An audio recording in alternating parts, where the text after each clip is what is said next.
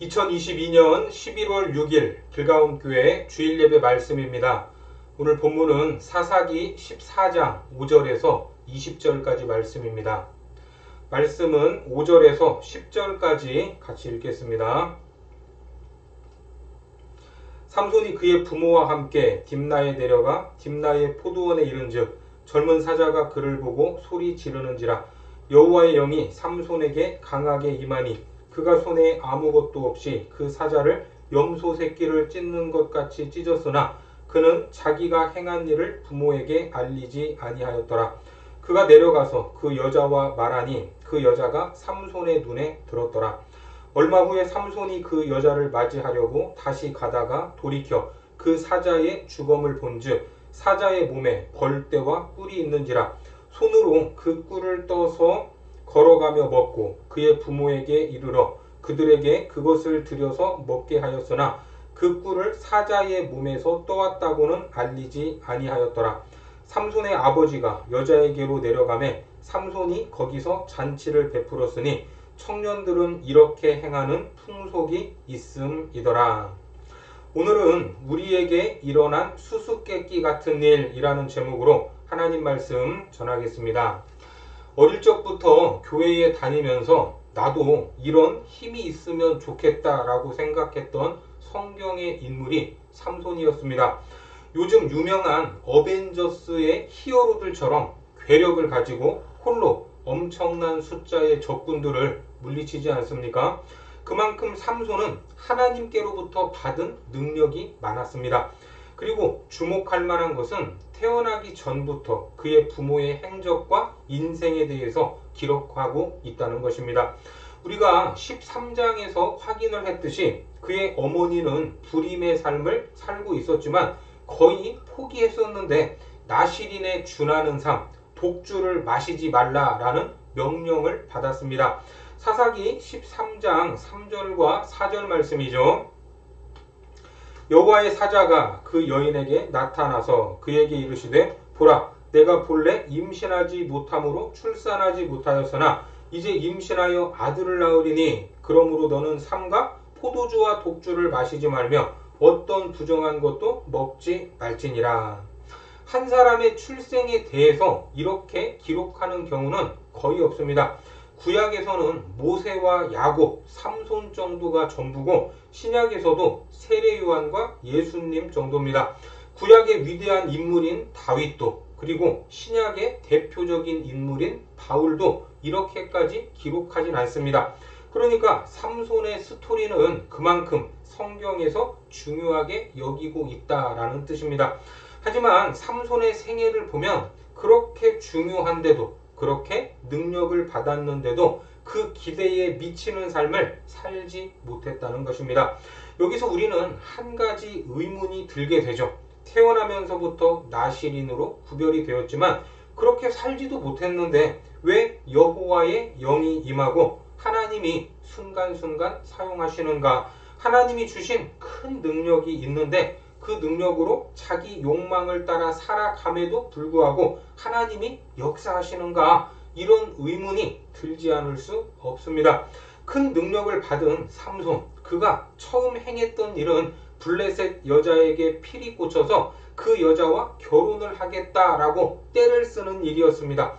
하지만 이스라엘의 어떤 부모가 이방 여인과의 결혼을 선뜻 허락하겠습니까? 비록 영적으로 어두웠던 삼손의 부모였지만 이것을 반대할 정도였으니 이방 여인과 결혼을 하면 안 된다는 것, 그것은 상식 중에 상식이었습니다. 하지만 삼손의 고집을 꺾을 수 없었습니다. 그런데 이방 여인과의 결혼을 하려는 이 사건을 성경은 어떻게 이야기합니까? 거기에 뭔가 큰 뜻이 있다라고 말씀하고 있습니다. 사사기 14장 4절에 보니까 그때에 블레셋 사람이 이스라엘을 다스린 까닭에 삼손이 틈을 타서 블레셋 사람을 치려 함이었으나 그의 부모는 이 일이 여호와께로부터 나온 것인 줄은 알지 못하였더라. 어떻습니까? 우리 성경에는 삼손이 이 결혼을 통해서 블레셋을 치려고 했다지만 이것은 의역을 좀 심하게 한 것이고 이후에 사건이 연결되니까 미리 앞서서 번역을 했다 이렇게 보시면 됩니다. 그러니까 삼손은 영적으로 어두운 사람이었기 때문에 이렇게 치밀한 계획을 세울 만한 그런 상태가 아니었습니다. 좀 더 정확한 내용을 새번역 성경으로 우리가 봤죠. 새번역 성경으로 다시 한번 보겠습니다. 14장 4절 그의 부모는 주님께서 블레셋 사람을 치실 계기를 삼으려고 이 일을 하시는 줄을 알지 못하였다. 그때에 블레셋 사람이 이스라엘을 지배하고 있었다. 주어가 삼손이 아니라 주님입니다. 삼손의 철없는 행동에도 불구하고 하나님이 하시고자 하는 구원의 역사를 멈추지 않으시고 이어가신다라는 그런 말입니다. 이렇게 삼손은 딥나의 한 여인과 결혼을 하려고 내려가게 됩니다. 오늘 본문으로 가셔서 5절을 보겠습니다. 삼손이 그의 부모와 함께 딥나에 내려가 딥나의 포도원에 이른즉 젊은 사자가 그를 보고 소리 지르는지라. 이제 부모와 함께 그 여인을 얻으려고 딥나에 내려갔습니다. 그리고 삼손이 포도원에 갔을 때 사자 한 마리와 마주하게 되죠. 사자를 만나면 어떻게 해야 됩니까? 도망쳐야 되는 것이 상식입니다. 굳이 사자가 아니라도 요즘 우리나라 뉴스에 나오는 이 멧돼지, 먹이를 찾으려 도심에 내려온 멧돼지만 만나도 도망쳐야 됩니다. 그런 맹수를 홀로 상대할 사람이 얼마나 있겠습니까? 그런데 성경은 사자도 그냥 사자가 아니라 젊은 사자라고 말합니다. 동물의 왕국에 나오는 이 사자 무리를 보면 한 마리의 숫사자가 10여 마리의 암사자와 그리고 또 새끼들 또 숫사자 몇 마리를 이끄는 우두머리로 군림을 하는데 이 우두머리 자리를 젊은 사자들이 도전해 옵니다. 결국 사자도 세월이 가면 나이가 들고 힘이 약해지니까 젊은 사자들에게 그 자리를 넘겨줄 수밖에 없습니다. 그러니까 젊은 사자, 이것은 무엇을 강조하는 말이죠? 사자 중에서도 힘이 가장 센 사자를 만났다는 것을 강조하는 겁니다. 사자의 일생에서 전성기를 구가하는 사자를 만났는데 어떻게 됩니까? 본문 6절입니다. 여호와의 영이 삼손에게 강하게 임하니 그가 손에 아무것도 없이 그 사자를 염소 새끼를 찢는 것 같이 찢었으나 그는 자기가 행한 일을 부모에게 알리지 아니하였더라. 여기서 놀라운 일이 벌어지게 됩니다. 지금 나실인으로서 하나님이 기뻐하지 않는 결혼을 하려고 딥나에 간 삼손에게 여호와의 영이 강하게 임했다라고 말씀하고 있습니다. 여기서 강하다라는 말은 갑자기라는 뜻입니다. 오늘 본문 19절에도 나와요. 19절에 보면 여호와의 영이 삼손에게 갑자기 임하시매. 그리고 15장 14절에도 나옵니다. 삼손이 레히의 이름에 블레셋 사람들이 그에게로 마주 나가며 소리 지를 때 여호와의 영이 삼손에게 갑자기 임하시매. 그의 팔 위에 밧줄이 불탄 삼과 같이 그의 결박되었던 손에서 떨어진지라. 그러니까 이러한 결과가 나온 이유, 여호와의 영이 강하게 갑자기 임한 이유는 블레셋을 상대로 얻게 되는 이 승리 또한 이러한 결과가 삼손의 의지가 아니라는 말입니다. 하나님이 하셨다. 전적으로 하나님이 주도하시는 역사다라는 말입니다. 그렇게 삼손은 젊은 사자를 만났지만 그 사자를 찢어버렸습니다. 여러분들에게 이런 괴력이 있어서 사자와 만났는데 싸워서 이겼다면 혼자만 알고 계시겠습니까? 아니면 자랑을 하시겠습니까? 저 같으면 자랑할 것 같습니다. 물론 동영상을 찍어서 보여주지 않는 이상 말로 하면 믿을 수는 없을 겁니다. 하지만 삼손은 이러한 놀라운 일을 행하고도 부모에게 알리지 않았다라고 말합니다. 이후에 또 어떤 일이 일어나죠? 7절을 보겠습니다. 그가 내려가서 그 여자와 말하니 그 여자가 삼손의 눈에 들었더라. 앞에서는 부모에게 말하지도 않았는데 딥나에 내려가서는 이제 그 여자와 말을 했고 삼손의 눈에 그 여자가 들어왔습니다. 결혼은 평생을 함께 하려는 사람을 결정하는 것이기 때문에 누군가를 결혼 상대로 생각한다는 것은 그 사람의 신앙과 가치관을 알 수 있는 일입니다. 삼손은 끝내 블레셋의 여인을 포기하지 않았습니다. 여기서 삼손의 마인드가 어떠한지, 그의 믿음과 신앙이 어떠한지를 엿볼 수 있는 것입니다. 그리고 얼마 후에 그 사자를 보게 되죠. 8절과 9절입니다. 얼마 후에 삼손이 그 여자를 맞이하려고 다시 가다가 돌이켜 그 사자의 주검을 본즉 사자의 몸에 벌떼와 꿀이 있는지라 손으로 그 꿀을 떠서 걸어가며 먹고 그의 부모에게 이르러 그들에게 그것을 들여서 먹게 하였으나 그 꿀을 사자의 몸에서 떠왔다고는 알리지 아니하였더라. 죽은 사자의 몸에 벌떼와 꿀이 있었다고 합니다. 사실 이런 일은 있을 수 없는 일이죠. 벌이 나무나 땅에 집을 짓고 살지 죽은 사자의 몸에 집을 짓고 꿀을 모으겠습니까? 아무튼 말도 안 되는 일이 벌어진 것입니다. 그런데 그 꿀을 떠서 따 먹었다고 합니다. 당연히 손으로 떠서 먹었을 텐데 성경은 손으로 떠서 먹었다라는 내용을 굳이 기록하고 있습니다. 왜 그럴까요? 그가 죽은 사체를 만져서는 안 되는 나실인이었기 때문입니다. 그런데 그 꿀을 자기 부모님에게도 드렸다고 합니다. 부모님이 당 떨어질까봐 부모님까지 챙기는 극진한 효자처럼 보입니다. 하지만 이 말도 안 되는 일을 부모님에게 말하지 않았다라고 성경은 또다시 강조하고 있습니다. 삼손의 부모는 하나님의 계시를 받고 평생 나실인으로 삼손을 키우고자 했는데 삼손은 아무런 거리낌도 없이 죽은 사체를 만지고 거기에서 나온 꿀을 부모에게도 갖다 주었던 것입니다. 그러니까 영적으로 얼마나 무지하고 위험한 일을 행하고 있는지 위태하기만 합니다. 그리고 결혼을 위해 이제 딥나에서 다시 내려오게 됩니다. 10절 말씀을 보겠습니다. 삼손의 아버지가 여자에게로 내려가매 삼손이 거기서 잔치를 베풀었으니 청년들은 이렇게 행하는 풍속이 있음이더라.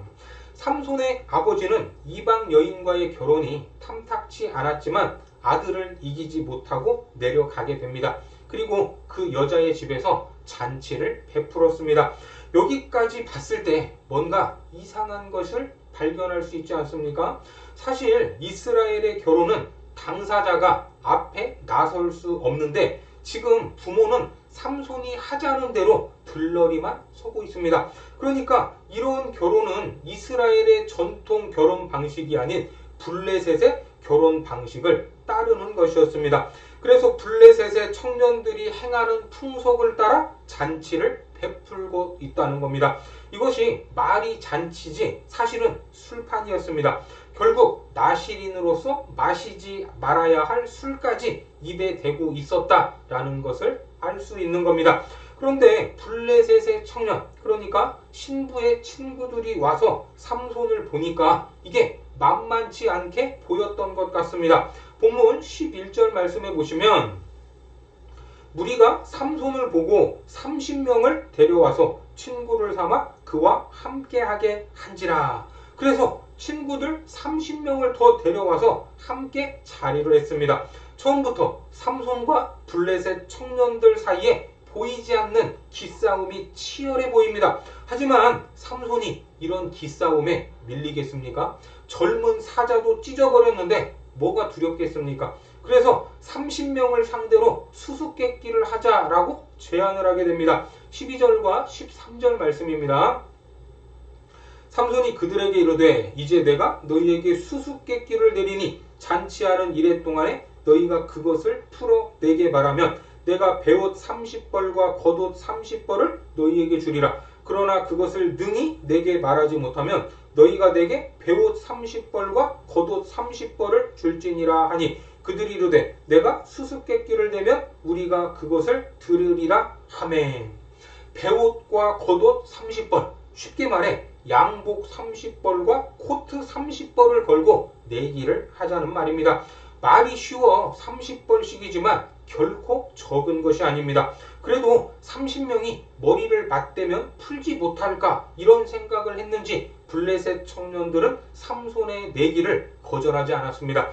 그런데 이 수수께끼는 답을 알면 참 쉽지만 푸는 사람에게는 한없이 어려울 수 있는 것이죠. 수수께끼가. 그러면 삼손이 낸 수수께끼의 내용은 무엇인가? 14절을 보겠습니다. 삼손이 그들에게 이르되 먹는 자에게서 먹는 것이 나오고 강한 자에게서 단 것이 나왔느니라 하니라. 그들이 사흘이 되도록 수수께끼를 풀지 못하였더라. 여러분, 이 수수께끼의 정답을 아십니까? 여기서 말하는 강한 자는 젊은 사자입니다. 거기에서 단 것, 뿔이 나오지 않았습니까? 이것은 당시의 여인들과 아이들을 통해서 전수되던 수수께끼 중 하나가 아니라 삼손 혼자서 경험했던 사건, 아무에게도 말하지 않았던 사건입니다. 심지어 그 부모에게도 알리지 않았다고 말씀하지 않습니까? 한마디로 자기의 경험이기 때문에 자기 외에는 아무도 알 수 없는 문제를 낸 겁니다. 그러니까 30명이 머리를 맞대고 아무리 생각해도 풀어낼 수 없었던 겁니다. 그렇게 사흘이 지나가 버렸습니다. 결국 블레셋의 청년들은 음모론까지 제기하면서 삼손의 아내를 협박하기 시작합니다. 본문 15절과 16절입니다. 일곱째 날에 이르러 그들이 삼손의 아내에게 이르되 너는 내 남편을 꾀어 그 수수께끼를 우리에게 알려달라 하라. 그렇지 아니하면 너와 내 아버지의 집을 불사르리라. 너희가 우리의 소유를 빼앗고자 하여 우리를 청한 것이 아니냐. 그렇지 아니하냐 하니 삼손의 아내가 그의 앞에서 울며 이르되 당신이 나를 미워할 뿐이요 사랑하지 아니하는도다. 우리 민족에게 수수께끼를 말하고 그 뜻을 내게 알려주지 아니하는도다 하는지라. 삼손이 그에게 이르되 보라 내가 그것을 나의 부모에게도 알려주지 아니하였거든 어찌 그대에게 알게 하리요 하였으나. 자기 민족의 청년들에게 협박을 당하는 삼손의 아내는 삼손에게 울면서 매달리는데 자기 부모에게도 알리지 않은 것을 알려달라고 하는 우는 아내 때문에 삼손의 입장이 참으로 난처했습니다. 하지만 그렇게 여자가 옆에서 울면 그것을 이길 남자가 얼마나 되겠습니까? 더군다나 이제 결혼을 했는데 어떻게 합니까? 여자의 눈물은 남자의 마음을 흔드는 힘이 있지 않습니까? 그래서 그 답을 말해주게 됩니다. 본문 17절과 18절을 보겠습니다. 7일 동안 그들이 잔치할 때 그의 아내가 그 앞에서 울며 그에게 강요하므로 일곱째 날에는 그가 그의 아내에게 수수께끼를 알려주매 그의 아내가 그것을 자기 백성들에게 알려주었더라. 일곱째 날 해지기 전에 성읍 사람들이 삼손에게 이르되 무엇이 꿀보다 달겠으며 무엇이 사자보다 강하겠느냐 한지라. 삼손이 그들에게 이르되 너희가 내 암송아지로 밭 갈지 아니하였더라면 내 수수께끼를 능히 풀지 못하였으리라 하니라. 이렇게 삼손이 경험한 내용을 알게 된 블레셋 청년들은 대답을 하게 되죠. 여기에 보면 답을 질문의 형태로 말하고 있습니다. 한마디로 약 올리는 것입니다. 의문형으로 정답을 말하는데 자기들의 지성이 삼손보다 우월하다라는 것을 강조하는 듯합니다. 사실 삼손의 수수께끼는 풀 수가 없는 것인데 결국 속이는 자가 속임을 당하게 된 겁니다. 하지만 수수께끼를 머리를 맞대서 풀었든지 삼손의 아내를 협박해서 풀었든지 결론은 7일 이내에 풀었기 때문에 블레셋 청년들이 내기에서 이긴 것입니다. 이제 삼손은 약속대로 30벌의 베옷과 외투를 내놓아야 하는데 이 약속을 지키기 위해서 한 마을을 습격하게 됩니다. 본문 19절을 보겠습니다. 여호와의 영이 삼손에게 갑자기 임하시매 삼손이 아스글론에 내려가서 그곳 사람 30명을 쳐 죽이고 노략하여 수수께끼 푼 자들에게 옷을 주고 심히 노하여 그의 아버지의 집으로 올라갔고. 아스글론은 해안 도시인데 거기에 가서 30명을 쳐 죽여서 그들이 가진 옷들을 노략하고 약속대로 블레셋의 청년들에게 줬습니다. 여기서 죽은 30명은 왜 죽었는지도 모르고 죽었습니다. 참으로 무모하고 폭력적인 일이 일어난 겁니다. 사랑과 기쁨이 넘쳐야 할 결혼잔치가 폭력과 비극의 자리로 변해버렸습니다. 그리고 삼손은 화가 난 채로 혼자 아버지 집으로 가버렸습니다. 자기 아내도 그냥 두고 간 것입니다. 결국 장인은 딸을 삼손의 친구에게 줬다라고 말합니다. 본문 20절에 보니까 삼손의 아내는 삼손의 친구였던 그의 친구에게 준 바 되었더라. 이후에 삼손은 조용하게 살았습니까? 아닙니다. 가사의 기생에게 또 필이 꽂힙니다. 그리고 드릴라를 만나서 머리를 깎이게 되는 수모를 겪고 두 눈까지 뽑히게 됩니다. 하지만 하나님이 마지막 기회를 주셔서 복수를 하고 그 생을 마감하는데, 하나님의 입장에서는 블레셋을 압제하시고 이스라엘을 그들의 손에서 구원하신 사건이었지만, 삼손에게는 하나님이 주신 능력을 가지고 개인적인 욕망을 채우며 살다가 최종적으로 개인적 복수를 하고 끝을 낸 인생이었습니다. 참으로 안타까운 삶을 살지 않았습니까? 그런데 놀라운 것은 성경이 삼손을 어떻게 평가하고 있죠? 히브리서 11장 32절입니다. 내가 무슨 말을 더하리요? 기드온, 바락, 삼손, 입다, 다윗 및 사무엘과 선지자들의 일을 말하려면 내게 시간이 부족하리로다. 놀랍게도 삼손이 믿음의 전당인 히브리서 11장에 이름을 올렸다는 겁니다.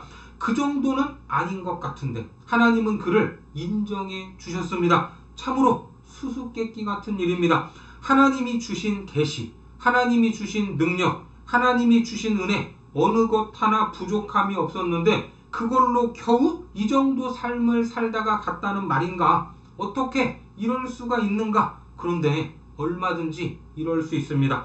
오늘 삼손이 경험한 수수께끼 같은 일입니다. 말도 안 되지만 있을 수 있는 일이라는 말입니다. 사도행전 2장에 보시면 그가 하나님께서 정하신 뜻과 미리 아신 대로 내준 바 되었거늘 너희가 법 없는 자들의 손을 빌려 못 박아 죽였으나 하나님께서 그를 사망의 고통에서 풀어 살리셨으니 이는 그가 사망에 매여 있을 수 없었습니다. 다윗이 그를 가리켜 이르되 내가 항상 내 앞에 계신 줄을 배웠으며 나로 요동하지 않게 하기 위하여 그가 내 우편에 계시도다.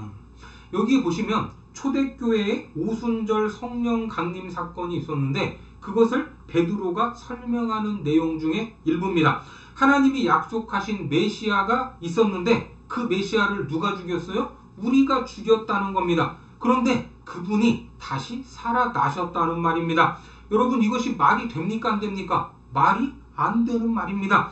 어떻게 사자를 죽이고 사자의 사체에 벌이 집을 만들어서 꿀을 모을 수 있습니까? 말도 안 되는 일입니다. 그런데 삼손이 직접 사자를 죽였고 그 사체에서 꿀을 따먹었습니다. 물론 나시린으로서 해서는 안 될 일입니다. 삼손이 잘했다는 것이 아닙니다. 하지만 삼손이 경험했기 때문에 이 사건이 수수께끼가 되고 정답을 말할 수 있는 것입니다. 우리를 위해 예수님을 보내셨는데 그 예수님이 다시 살아나셨습니다. 그러면 살아나셔서 자기를 죽인 자들, 이 무지한 자들을 향해서 복수를 하셔야 되는데 오히려 그들을 구원해 주셨다고 말합니다. 여러분, 이것이 앞뒤가 맞는 말입니까? 논리적으로 말이 됩니까? 누가 들어도 말이 안 되는 일입니다. 누가 믿겠습니까? 그런데 마치 우리가 죽은 사자의 몸에서 꿀을 따먹은 것처럼 예수 그리스도의 이름을 힘입어 구원을 받았다는 사실, 그 팩트가 존재하지 않습니까? 그래서 우리가 경험한 십자가의 능력과 그 복음을 전하는 전도, 그거를 성경은 어떻게 말합니까? 고린도전서 1장 18절과 21절에 보시면 십자가의 도가 멸망하는 자들에게는 미련한 것이요 구원을 받는 우리에게는 하나님의 능력이라. 하나님의 지혜에 있어서는 이 세상이 자기 지혜로 하나님을 알지 못하므로 하나님께서 전도에 미련한 것으로 믿는 자들을 구원하시기를 기뻐하셨도다. 구원자가 무엇인가를 구원하기 위해서는 능력이 있어야 되는데 구원하려고 했던 사람들의 손에 의해 죽었다?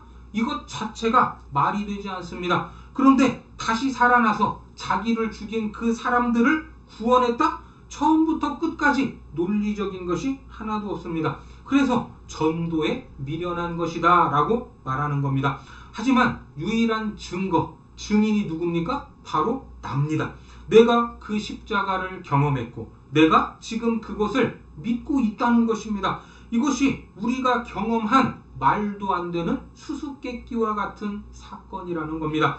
그런데 동시에 그런 놀라운 수수께끼와 같은 사건을 경험했음에도 불구하고 삼손처럼 어리석은 삶을 살고 있는 것이 바로 우리들의 모습입니다. 은혜를 경험했고 능력을 체험했고 말씀을 믿고 있지만 내 욕망대로, 내 성질대로, 내 기분대로 살아갈 때가 많다는 것입니다.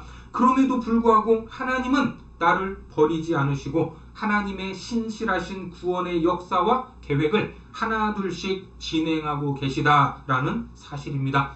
그렇다고 해서 마음대로 살아도 된다는 것은 아닙니다. 우리를 향하신 하나님의 끈질긴 사랑이 있다는 말입니다. 그 사랑 때문에 우리가 실수해도 넘어져도 부족해도 이 길을 갈 수 있음을 믿으시기 바랍니다. 또한 오늘도 이 사랑에 매여 있음을 알고 예수 그리스도의 십자가로 인해 구원을 받고 구별된 영적 나시린으로서 하나님의 말씀에 순종하고 삶에서 수수께끼 같은 하나님의 은혜와 능력을 더 깊이 더 많이 경험하는 복된 삶이 되시기를 주님의 이름으로 축원합니다. 기도하겠습니다. 하나님, 우리가 받은 구원이 말로 설명할 수 없는 사건임을 고백합니다. 전적인 은혜와 놀라운 능력을 경험하는 수수께끼 같은 일이지만 때로 내 욕망과 눈에 보기 좋은 것에 이끌려 불순종의 자리에 있었음을 용서하여 주옵소서. 이제는 하나님의 사랑에 감격하여 순종의 자리로 나가기를 원하오니 거기에서 더 깊고 넓은 은혜와 능력을 경험하는 복된 삶이 되도록 축복하여 주옵소서. 예수님의 이름으로 기도드립니다. 아멘.